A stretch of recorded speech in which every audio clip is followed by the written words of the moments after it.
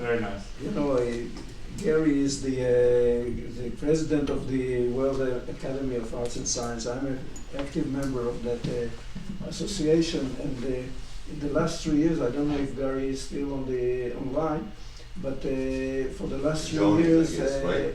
I believe so. the Academy has initiated a big series of meetings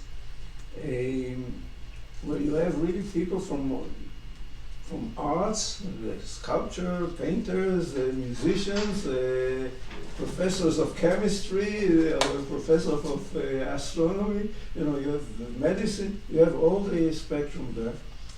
And the series of meetings is talking about the future of humanity, and I think that this meeting should be broadcasted to one of the next meetings of the Academy, and I think that Herb should come to that meeting. It's extremely important, because you see people, there is an alignment among the people, but it doesn't drive yet to the action. It's a lot of talking, and there is a consensus there that unless we do something really serious, humanity is gonna end. So I think that this is extremely important. That's one thing.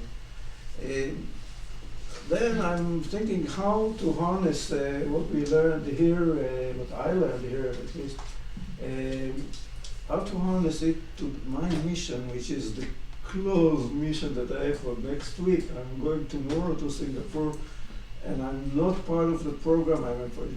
This year I'm just a participant, I'm not speaking there. And the question is how to mobilize the people there. And I need the help of everybody here to think about it and to motivate and to bring me the energy. Tonight I slept a lot. I fell asleep on my computer, and I woke up when the phone call, you know, when the Israelis woke up. And but I slept a lot, and I'm building the energy for this meeting. It's extremely important. I need your help, because the project that we suggested, you know, this 222, the 2 degrees, 2 trillion, 2%, is only one project out of a large number of projects that we have to do, you know. But it's only some, Yehuda, but we need to clarify, as people are watching, that when you allocate where the money is and the gap, it's only fortune that is sizable out of the 3 trillion needed. There's a 2 trillion available in a way. The rest, including all the other donation, including the Gates Foundation, all the other stuff, we calculated it's about 500 billion. We are short $2.5 trillion a year to stop this happening. This is it's ticking. The all United Nations in Paris, they say we must stop the 2 degrees. And they say we have 17 goals to focus on. They say we need money for that. But I'm thinking in a much wider way. What you speak, you try to limit it to the 2 trillion. I'm talking about the 80 trillion, yes, not the 2 trillion. Which I'm is talking explained about to the our money, that our money should go into use and to save our pension system on the one hand, and to save the planet on the second hand, or vice versa, actually. So the people who are watching us now, live on Facebook, young generation, tell them what does it mean, our money, because they might have missed the conversation. How does the $80 trillion is, to just rerun it quickly, Yehuda, because I want to make sure people understand it. You see, when the people are thinking about each of the projects that we have to do, for example, each of the missions that humanity has to face now, one of the missions is to fight climate change. Another mission would be to deal with the loss of diversity. Another mission would be to deal with the loss of food chains. Another mission would be to do with, you know, and all these projects need a lot of money, a lot of projects that have to be created. a lot of investment that have to be created. We have to create a new kind of future. We have to change the paradigm. It's a huge mission and it requires a lot of money.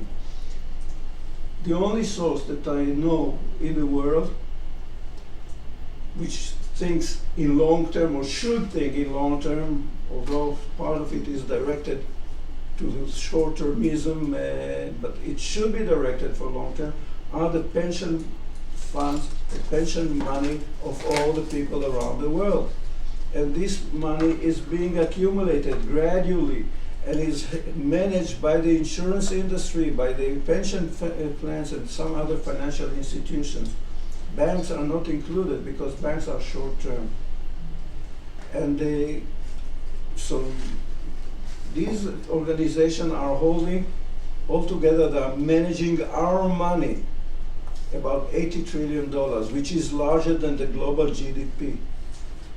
And they have to invest every year part of this money to reinvest, or the new money, to put in the new money and to reinvest the money that has been of former investment.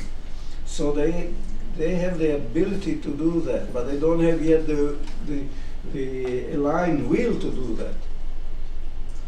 And some of these firms are having this desire.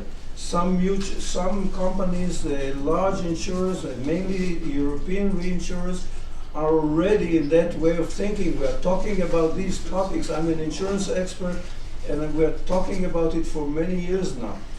And we signed a treaty, a convention, an international convention, the PSI conventions in 2012. But still, only some companies are already in the process and they are already understanding that they have to do this. Most of the companies, especially the United States companies, which are a big chunk of that money, they are not yet committed. They haven't signed the convention and they are not yet committed. And they have all kinds of stories to tell us about the fiduciary liability and all kinds of things. And what I'm working on is to try and help us mobilize the power, the money to the direction that we need to go to.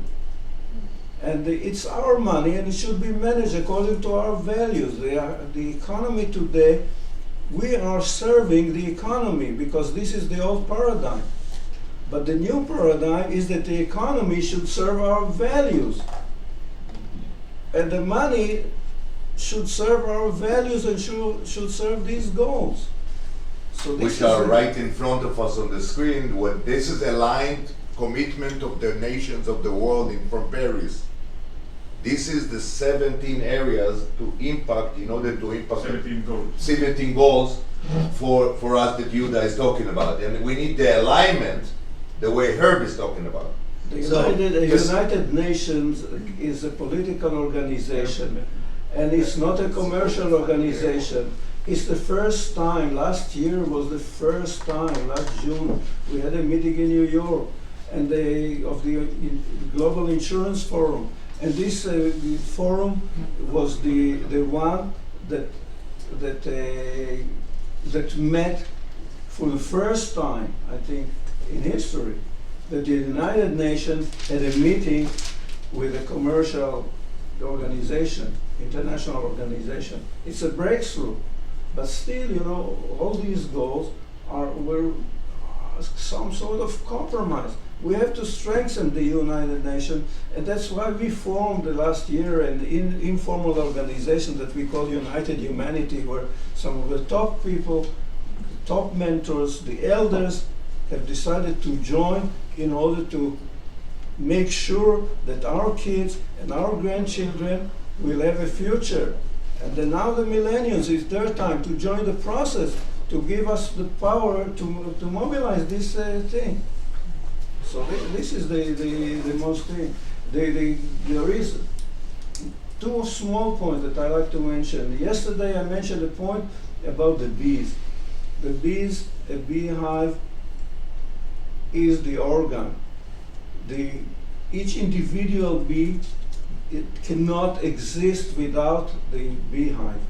It dies when it tries to live alone, or it's each bee is just a limb of that organ. And what we learned today, or in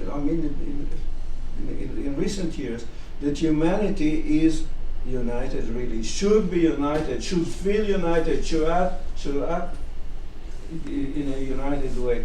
And this is the most important thing. So think about the beehive. We probably, the entire humanity should operate now as one organization, one organ, and each of us is just part of it. And it's a very important thing. And the last point, Herb, you mentioned the meaning of your name. Sometimes, people know that the names have a lot of meaning. My name, Yehuda, is the name of my grandfather.